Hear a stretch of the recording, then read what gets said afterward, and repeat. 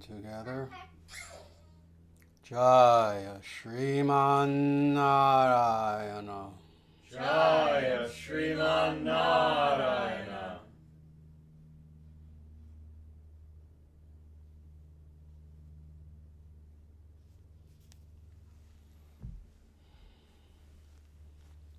Very good. Wonderful. Namaste, everyone, and welcome to the latest live stream satsangha of the International Sanatana Dharma Society, coming to you all the way from what we very affectionately like to call the Vedic Heartland here in Omaha, Nebraska, of all places.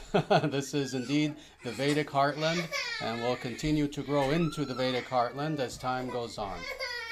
Well, what we're going to be doing today is we're going to be continuing with the Mukunda Mala Stotra and going through hopefully 3 verses that we will complete today. But before we do that, I just wanted to make a very quick announcement actually. And that is this. As people know, not long ago actually, in fact, rather a short time ago, we released our latest book called Be Strong. How long ago did this come out? Maybe a month and a half, something like that? Not long ago. But this is our latest book called Be Strong, and it is the Vedic Guide to Self-Empowerment. Well, I'm very happy to say that within, maybe a few weeks, I don't want to give an exact date because things happen technically, but within a few weeks, 2-3 weeks, something like that, we will have another book coming out that I am just doing the finishing touches on. Literally today, I'll be finished with the finishing touches. Then I'll be sending it later this evening to several of our proofreaders.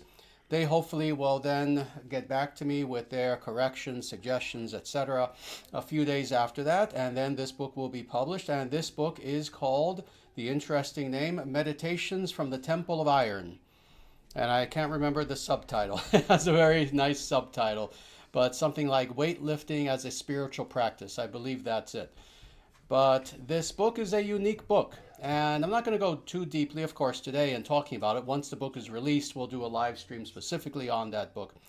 But let me just say that this is indeed a unique book, and I am very open to being corrected if I am wrong about this, because as I've said in the past, I don't know quite literally every single book that's been published in the last several generations. But to my humble knowledge, I don't believe there's been a work like this. And this book is indeed about weightlifting as a spiritual practice. And it's not a very long book. It's going to be over 70 pages, under 80 pages, let's say. So somewhere between that. So let's say around 75 pages or so. But indeed, this book consists of meditations, as exactly as it says, from the Temple of Iron. The Temple of Iron being the gym. But indeed, the gym approached as a temple, and weightlifting seen as an extension of one's sadhana. As we know in Sanatana Dharma, the idea is that we can take any of our daily activities that are good activities, not just any activity, but activities that are sattvic, that are necessary, that are our duties, etc. And we can transcendentalize those activities by making those activities into a meditation, an active meditation. Well, this is what this book is about, but specifically going to the gym, and not just going to the gym, but lifting weights, which is something that I've done throughout my life, but especially consistently for the last roughly dozen years, something like that. And again, it's a unique work, combining Vedic knowledge, but also with not just any weightlifting, Vedic weightlifting. There is an entire tradition of Vedic weightlifting that almost no one knows about. Well, I speak about this, the history of Vedic weightlifting, how it's done, etc., etc. Even terminology from the actual Sanskrit. So it's very nice. So again, this book will be out in several weeks from now. We will announce when it is out. So I just wanted to give people that very, very nice information. But with that, now let's dive into Mukunda Mala Stotra. And indeed, we've gone through several of the verses so far. We're not even at the halfway mark yet. There are, I believe, 53, maybe 51, 53 verses in the Mukunda Mala Stotra. So we will be going through 3 right now, beginning with 16. And as always, if you want to follow along in the online audience, please feel free to look at the description. and the actual verses are there. So this is now verse 16, and it proceeds in this way. O mortal beings, you have submerged yourselves fully in the ocean of material existence, which is filled with waves of misfortune. Please hear as I briefly tell you how to attain your supreme benefit. Just put aside your various attempts at gaining knowledge and instead begin constantly meditating upon the mantra, Aum Namo Nārāyan, and bowing down to the Lord. Beautiful. So this is verse 16. And indeed, I've said this many times, and it doesn't matter whether I say it or not, it's a fact nonetheless. The Tiru mantra, what is often called the Tiru mantra, the Aum Namo Nārāyan mantra, is found both throughout the actual scriptures, both Shruti and Smriti, both layers of the Vedic scriptures. It's also found throughout the works of the Alvars, and it's found in many other places as well, accessory literatures as well. So indeed, the Aum Namo Nārāyan mantra is a very prevalent mantra. You find it everywhere, and we find it here as well in the writings of Maharaja Kulashekhara. But with that, we'll get to that. Let's go through this verse. First, who is he addressing? As he was last time, the last time we got together, he's addressing us. He's addressing humanity, other living beings, Manusha very specifically, that special category of human beings who are equipped to make spiritual progress. So, O mortal beings, in saying that itself, of course, he's reminding us that we are mortal. What is meant by mortal? I'm not going to go deeply into this because I have in the past.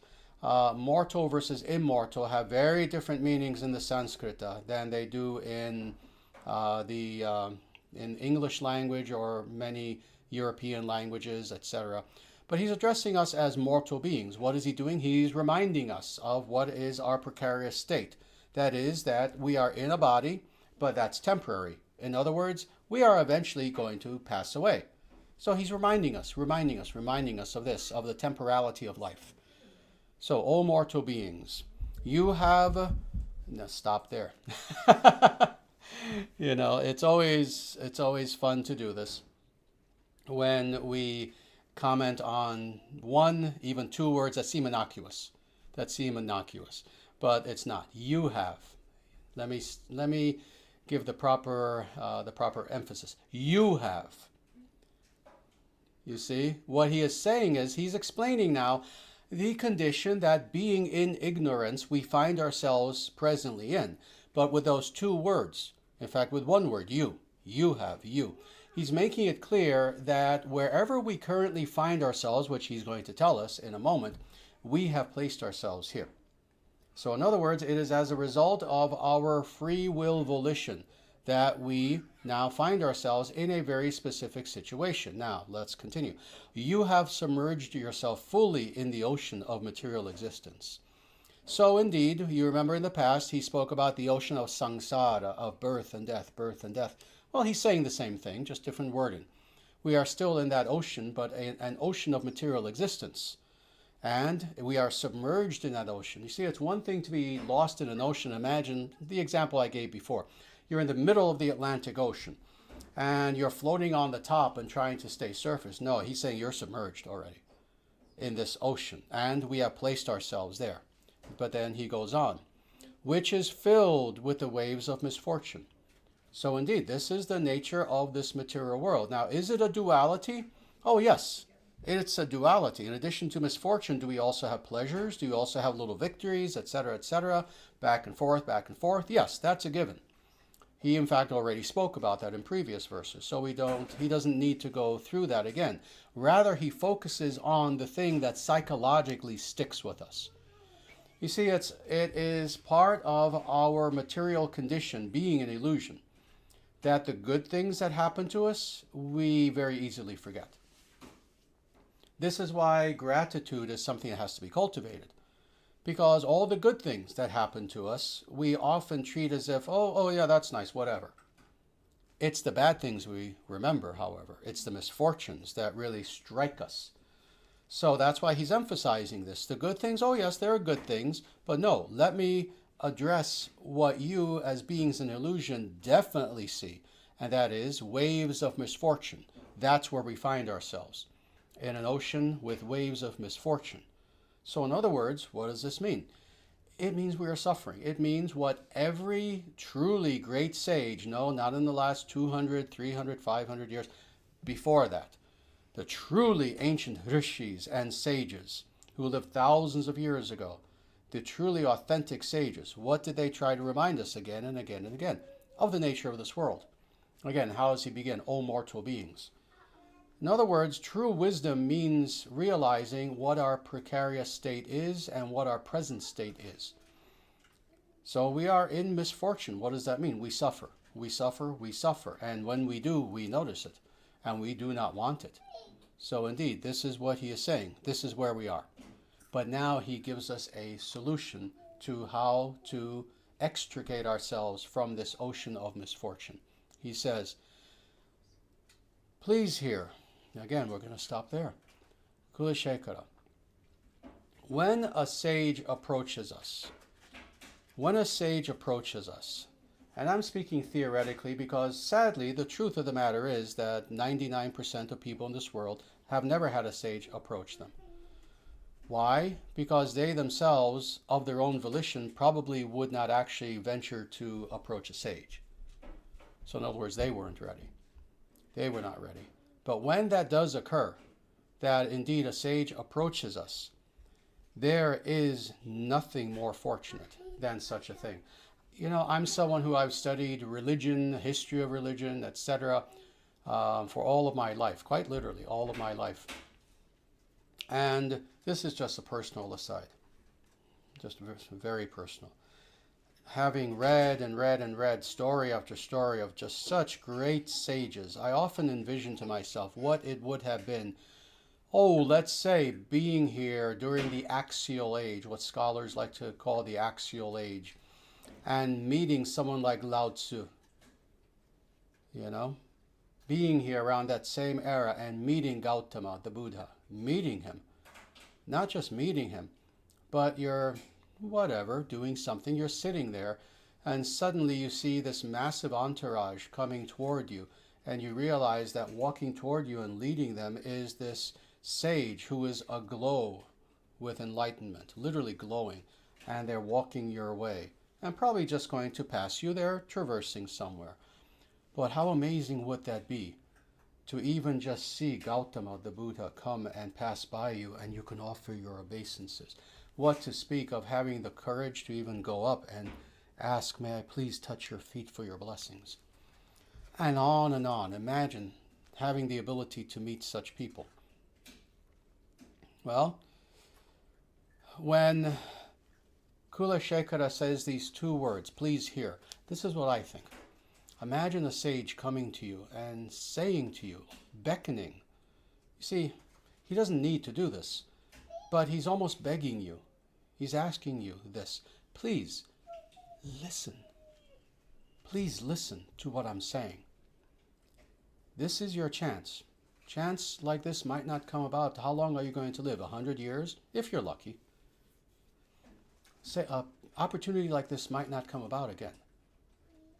Please listen to what I'm about to tell you. This is what Kulashekhara is saying. As I briefly, again, pause, so he doesn't make this complicated, what he's going to say. He does that on purpose. Can it be complicated? Oh, yes. You want philosophy? We'll drown you in philosophy. That's Sanatana Dharma. We'll drown you in philosophy.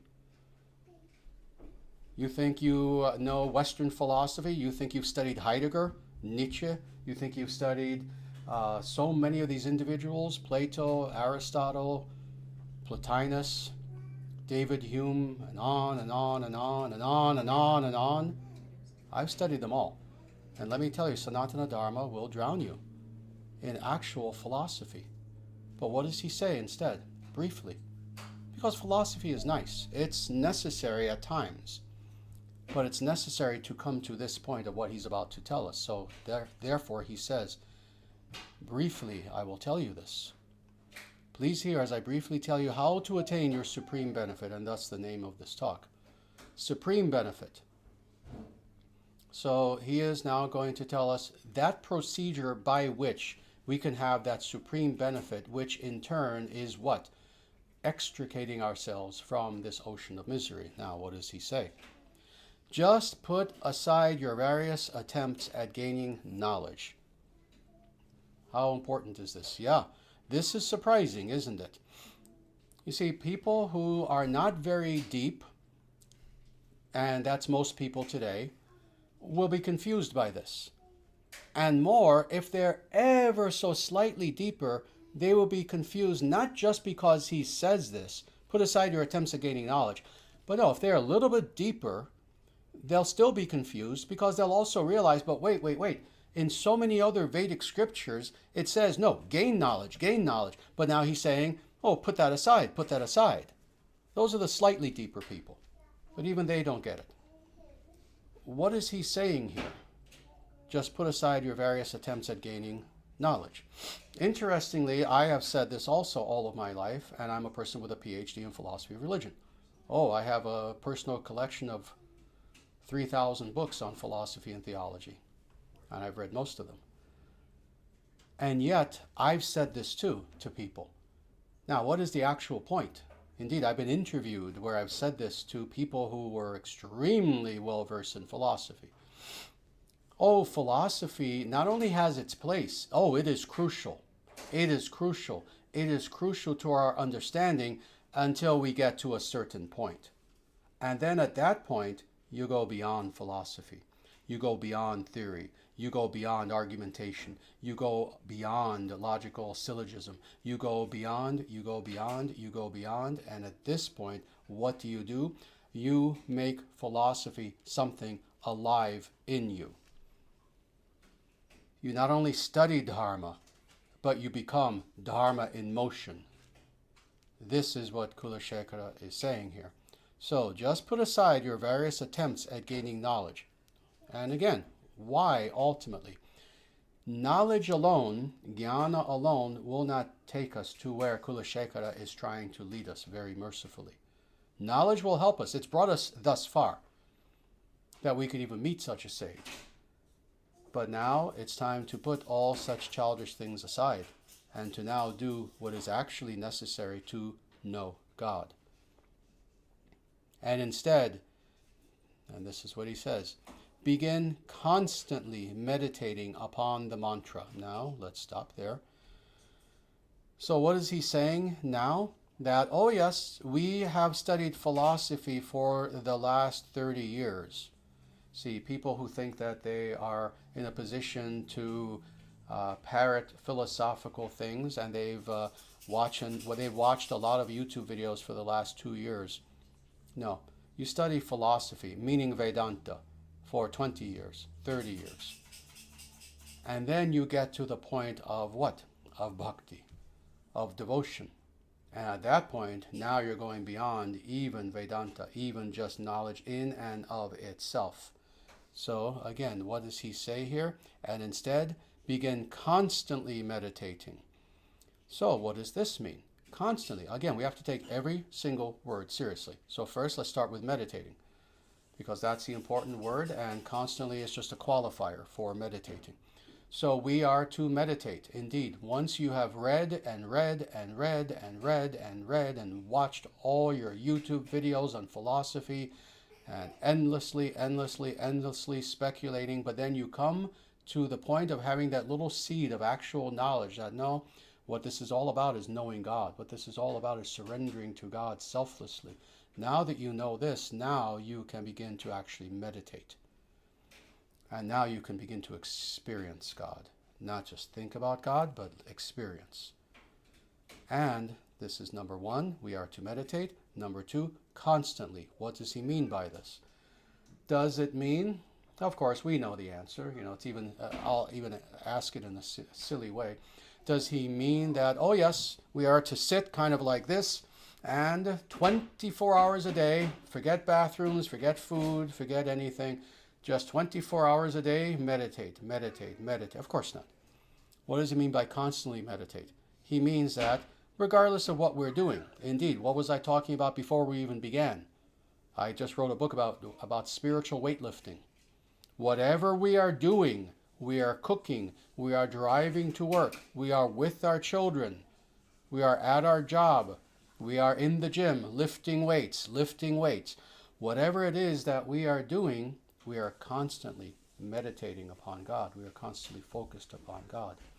And then he goes extremely specific, meditating upon the mantra, Aum Namo Nārāyan. This is the mantra that King Kulashekhara himself, who was one of the 12 Alvars, recommends, and not just recommends, he tells us this is the mantra that you meditate on. And what is this mantra? Of course, we know that in translation, I've translated it as, I offer my most respectful obeisances to that Absolute, who is the sustainer of all beings. But we don't meditate on the English. We can contemplate the English. Oh, there's a difference between meditation and contemplation. With meditation, that is a technique, an actual sadhana technique. With contemplation, being in a meditative frame of mind, now you can think of sacred things and allow realizations to come to you. That's contemplation. So indeed, we can contemplate the English, but we must meditate on the actual Sanskrita. And then he ends, and bowing down to the Lord. Why does he end with this very specifically? Well, now we see bhakti in action. Now we see bhakti in action. Now we see prapatti, surrender in action. Devotion and surrender in action. So in other words, he's painting a portrait. What is the ultimate goal of life? How do we extricate ourselves from this ocean of misery? Indeed, it is by having devotion toward and surrendering to that Supreme Absolute, that Supreme Personality of Godhead. Very nice. Now let's go on to the next verse. And the next verse is indeed verse 17. And he continues. Our Master, the Supreme Personality of Godhead, Nārāyana, who alone rules the three worlds, whom one can serve in meditation, and who happily shares his personal domain, is manifest before us. Yet, still, we beg for the service of some minor lord of a few villages, some lowly man who can only meagerly reward us. Alas, what foolish wretches we are. So very nice. Very nice. There is a lot here, so let's go through this very, very powerful verse, actually. First of all, our Master. He begins in this way. He's making it very clear that this is the relationship that we have with God. The relationship that we have with God is indeed that God is the source of all things, that God is that than which nothing greater can be conceived. You are not God. I am not God. None of us are God. There is only one God, and that is Nārāyana. How do we know that? He says it. So, Pare is the Sanskrita. Pare, from para, means the highest, the supreme, the absolute. So, the Supreme Personality of Godhead, Nārāyana. So, who is Kulashekhara? He's not just, as some very foolish and blasphemous individuals would say, oh, he's just some Vaishnava with his opinion. Oh, some people would say that. It's very sad that they would say such a thing. Who is Kulashekhara? He is indeed one of the Alvars. The Alvars are recognized by all legitimate and authentic Vaishnava Acharyas, regardless of Sampradaya, regardless of Parampara. Indeed, if they don't recognize the Alvars, you can scarcely call them Vaishnavas, because the Alvars, these 12 saints, they are our Vaishnava ancestors, one could say. They were there before anyone. These individuals existed within the first 1,000 years of the Kali Yuga. They existed well before Christ, well before the Buddha, well before Lao Tzu, by thousands of years. And these were the purest of Vaishnavas, and Kulashekhara is one of them. So what does he say here? He makes it very clear what he means by our Master, the Supreme Personality of Godhead, and I challenge people, feel free to look up the Sanskrit. It's easy to find. Just Google it. Nārāyana, Nārāyana, Nārāyana is the name that Kulashekhara uses. And then he qualifies, who alone rules the three worlds. We've spoken about the three worlds many, many, many times. Indeed, Kulashekhara has mentioned it several times. And why is this of importance? It's interesting. I don't know if I've addressed this in the past. Why is it that you see this once in a while, the three worlds, in all the three worlds, and this referenced again and again? It is to explain the extent to which he is speaking. So in other words, who alone rules and what? All reality. The heavens, the hells, the material, the worldly, earthly plane, quite literally everything. Who alone rules the three worlds, in other words, the entire universe. And now continuing, whom one can serve in meditation. Nice. This is a qualifier from the previous verse when he begins to speak about meditation. Why does he say this, whom one can serve in meditation? Again, the stereotype versus the Vedic reality. The stereotype is the individual in actual dhyana, actual meditation, does indeed follow the classical form. That is, whether you're a Vaishnava, whether you're anything else, if you are a legitimate sage, the way that you meditate, including upon the names of God, is like this. At most, you'll have japamala, and you'll be like this. So this is what it means to actually meditate. But interesting, he says, whom one can serve in meditation. Now, if an individual is like this, how are they serving God? You see, that's the question. For foolish eyes, they'll look upon that person, and if they're an atheist, they'll say, oh, my Lord, that person's wasting his time. He's doing nothing. If they're a little bit more intelligent than an atheist, which doesn't take much, if they're a little bit more intelligent than an atheist, they'll understand, oh no, there are things happening internally. For a Vaishnava, on the other hand, they actually understand that even when a person is in meditation, in fact, not even just the fact, even if, when a Vaishnava is in meditation, in addition to helping themselves to grow spiritually, which obviously they are also serving God. This is an amazing thing that I don't believe I've spoken about, at least in a live stream. I've spoken about this with individuals in the past. When a true Vaishnava is even seemingly sitting there, quote unquote, doing nothing, but within he is reciting, Aum Namo Nārāyan. What is he doing? He is serving God. How is he serving God? First of all, he is communing with God with his very own soul, number one. Number two, with everything that Vaishnava is doing within to bring about this personal spiritual unfoldment. This is the question. Very simple, yes or no. Is he doing this merely for himself?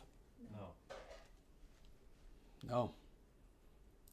When a Vaishnava is growing spiritually, he's doing it, of course, he'll have the benefit, but he's doing it such that when he then opens his eyes, he will serve his Lord in the world by helping to enlighten others. So indeed, whom one can serve in meditation, and who happily shares his personal domain. Again, this is Narayana, this is God, is sharing his own personal domain. Happily. What does this mean? What is Lord Narayana's personal domain? That's Vaikuntha. Vaikuntha. When an individual is indeed a Vaishnava, steeped in meditation, steeped in surrender, steeped in devotion, steeped in service toward God, with a beautiful lotus-like smile on his face, with teeth like pearls, Lord Narayana is smiling and quite literally sharing Vaikuntha with that devotee. Imagine that. In other words, that devotee, even though still physically situated within the material world, is in Vaikuntha inwardly. So this is what is being said. So that Narayana is manifest before us. When we do meditation, the Aum Namo Nārāyanaya, God himself is manifest before us. Let's go on, because I do want to finish these 3 verses today, and we're halfway done. Yet still we beg for the service of some minor lord of a few villages. All right, now he's shifting. First, he gives what we should be doing. And now he's saying, but instead, being foolish, what do most people do instead of worshiping and serving God? Yet still, we beg for the service. We don't just ask, we don't just seek it, we don't just acquiesce to it. No, like fools. Oh, please, sir, please. We beg for the service of some minor lord of a few villages. Now, what is he talking about? It sounds like he's being specific. No, he's actually speaking very generally here, but he's using specificity for the point of clarification. So what is he saying? That you look at the typical, somewhat materialistic person, and rather than trying to please God, what motivates them? They want to get ahead in life. They have their career, they have a job, they have their political connections, etc. And what do they do? What do they do? Instead of trying to please God, they find some little lord. What does that mean? Oh, a mayor, a city councilman, a senator, some corrupt individual. And they beg that person, oh, sir, please let me serve you, and you please give me favors. See, this is what he's speaking about here. Yet still we beg for the service of some minor lord of a few villages. Just very stunning how he states this. Some lowly man who can only meagerly reward us. So indeed, this is what materialistic people do. We've all, if not met, some of us haven't met, but we've either met or we've heard about such people who all they do is they schmooze with politicians, with powerful people, with business people, etc. Some lowly lord who they think is powerful, some lowly man who can only meagerly reward us. And what do?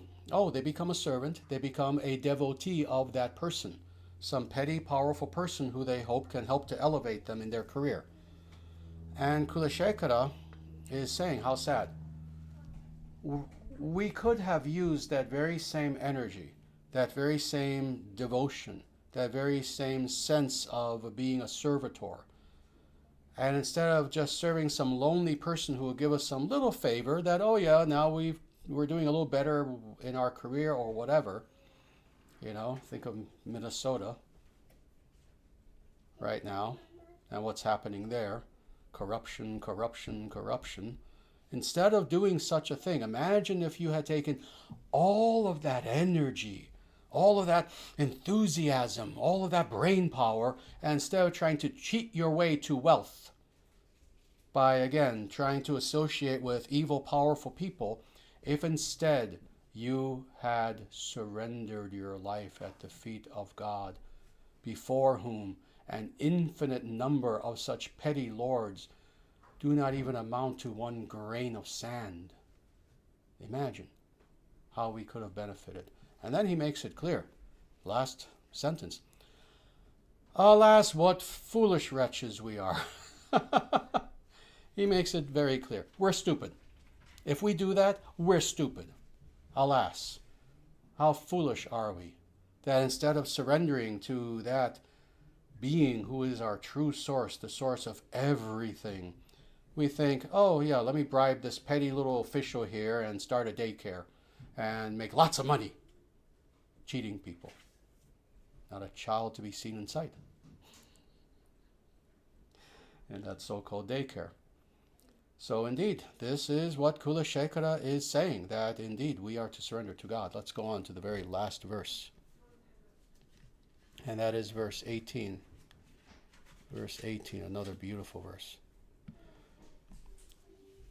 O lotus-eyed Lord, please sustain our lives as we constantly relish the nectar of meditating upon your lotus feet with our palms prayerfully joined, our heads bowed down, our bodily hair standing up in jubilation, our voices choked with emotion, and our eyes flowing with tears.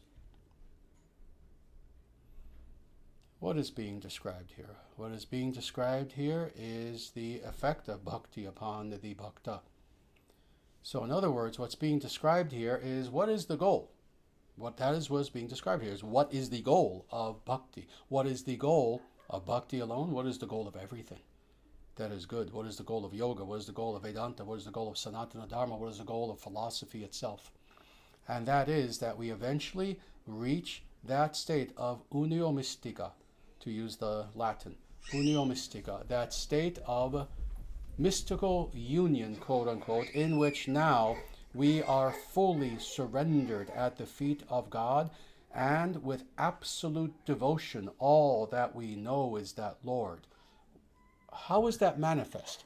Oh, again, I've said this to so many people who have interviewed me in so many talks throughout the length and breadth of America, actually, that indeed, when we analyze what is the ultimate goal of all spirituality, it is to have experience, bhava, more than anything, actual experience of God.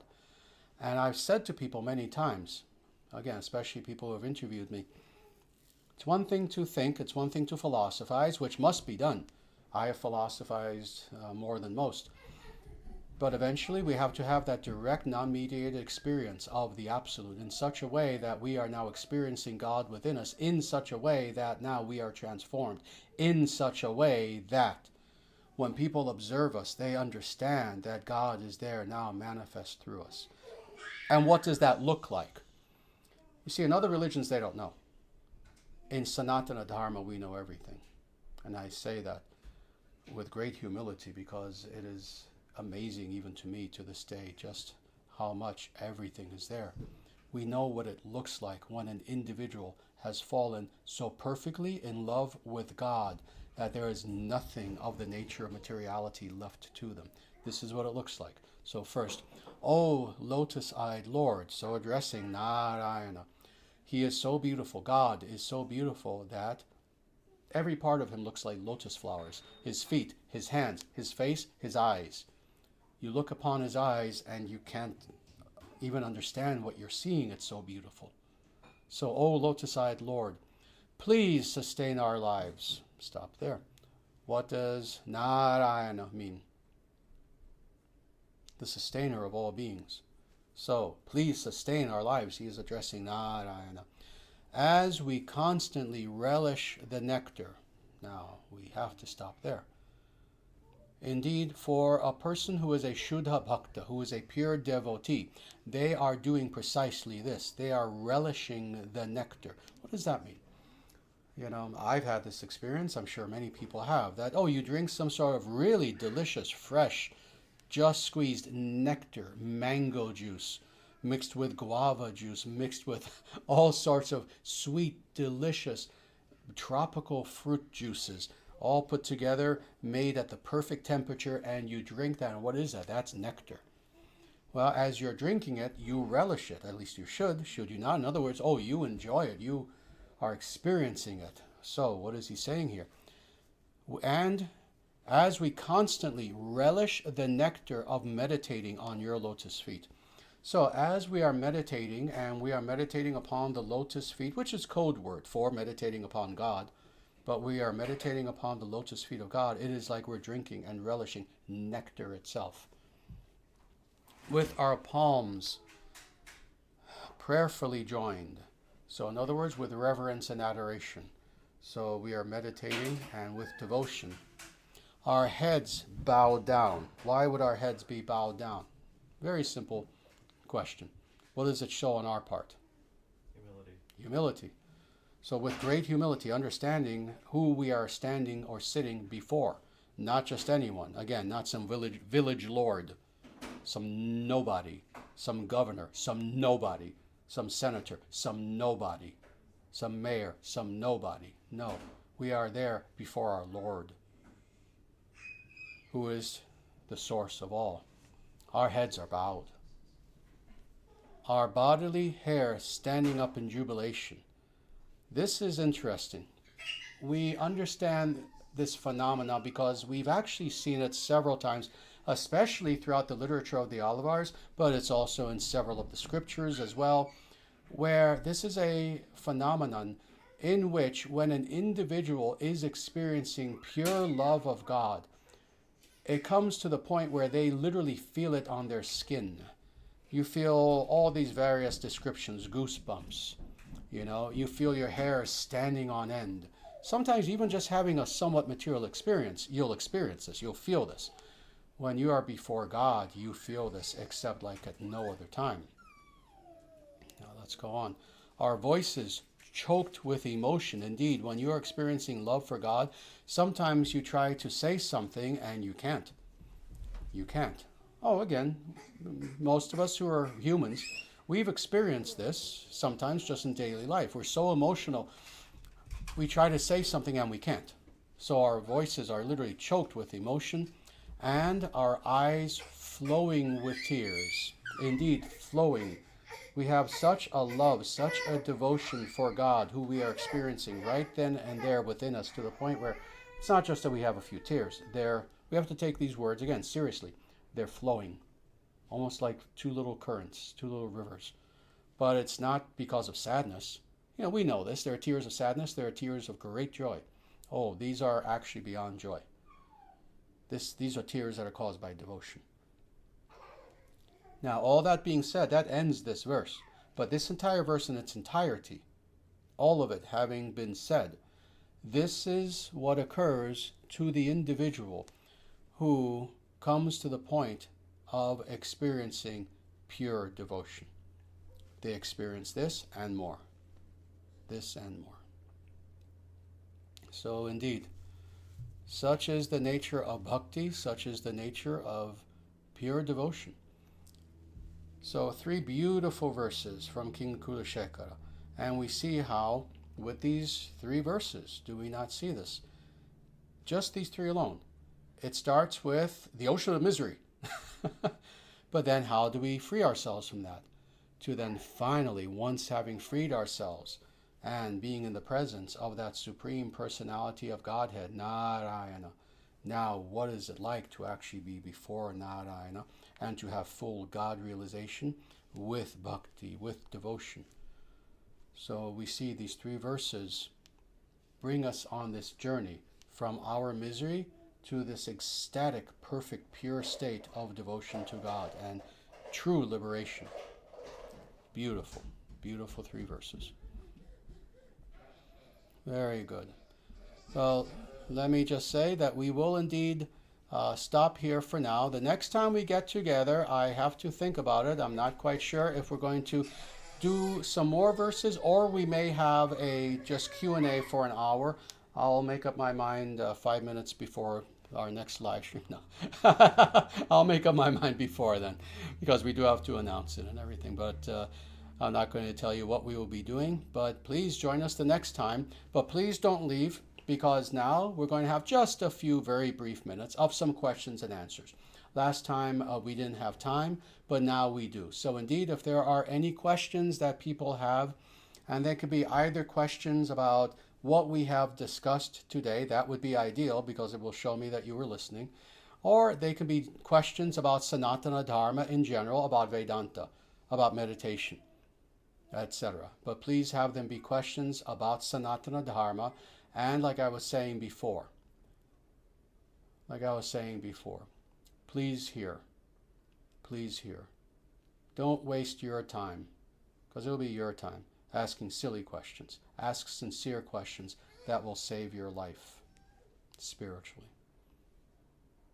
And with that, everyone, namaste. And if there are any questions, either from anyone here in our temple or from anyone online, now is the time. Please feel free to ask.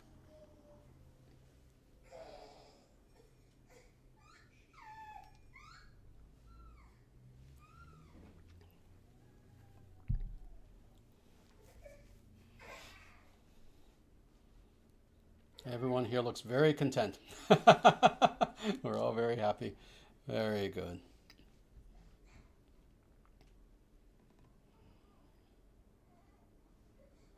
Here's a nice comment, actually, that I will read before I get to actual questions. And it is, I practice sadhana while I work out. Excited to get this book for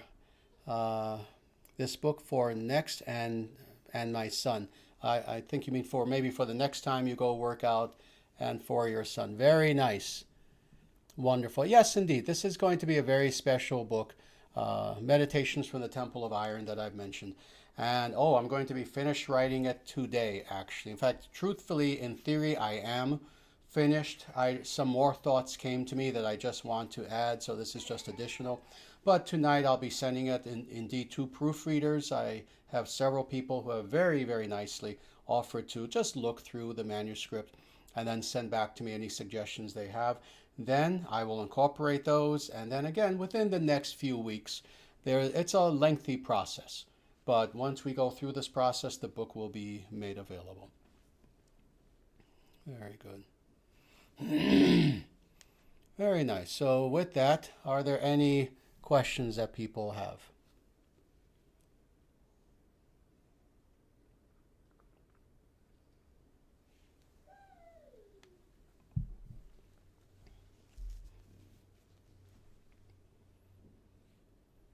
And if there aren't, that's perfectly fine too, because I know that we went through a lot, and I know that it was very, very intense. This is the nature of how we do our live streams, is that indeed we go through the verses of the Vedic scriptures. We go through them in a very, very intensive sort of way. And sometimes afterwards people are just satisfied, just happy. Very good. So with that, doesn't look like there are many questions from anyone. Oh, all right. Here's one question that we'll take. How many categories of avatars are there? Many different categories. There are the two primary categories of Purna versus Avesha. There are Yuga avatars. There are Lila avatars. There are many different kinds. So indeed, there are many categories, too many to actually state.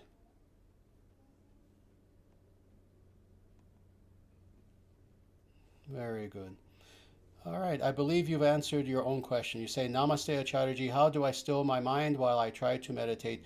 It's best to just try and try. Indeed, you do two things, Abhyasa and Vairagya.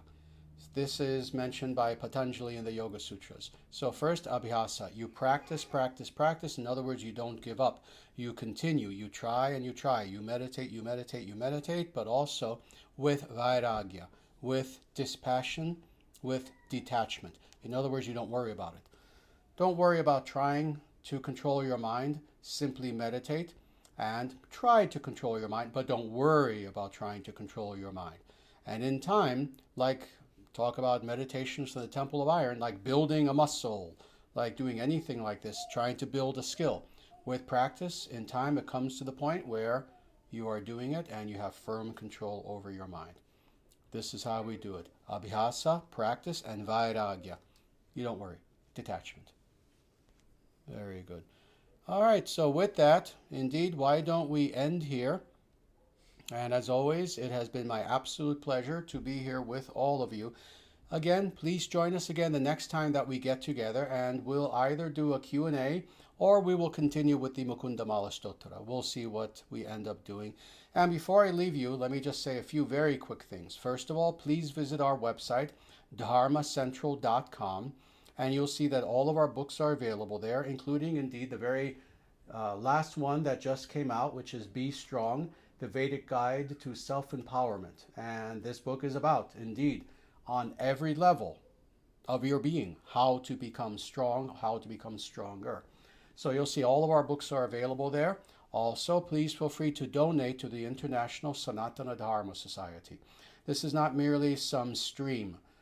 This is a movement. We have a worldwide movement that is a non-profit movement that is designed to teach Sanatana Dharma to the world.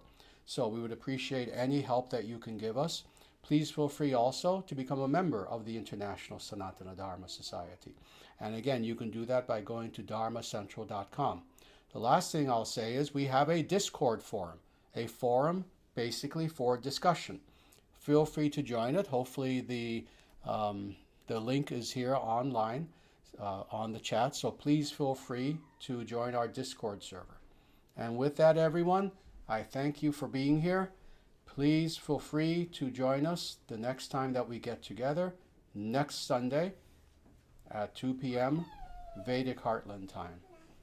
And with that, everyone, namaste, and everyone, Jaya Shriman Narayana. Jaya Shriman Narayana.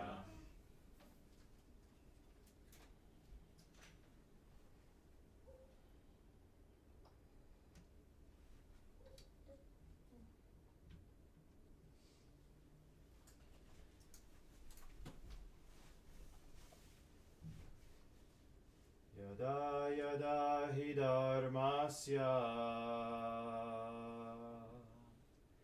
glanir bhavati bharata abhyutanam dharmasya tadatmanam srijamyaham paritranaya sadhunam vinashaya chadushkritam dharma sangstapanartaya sambhavami yuge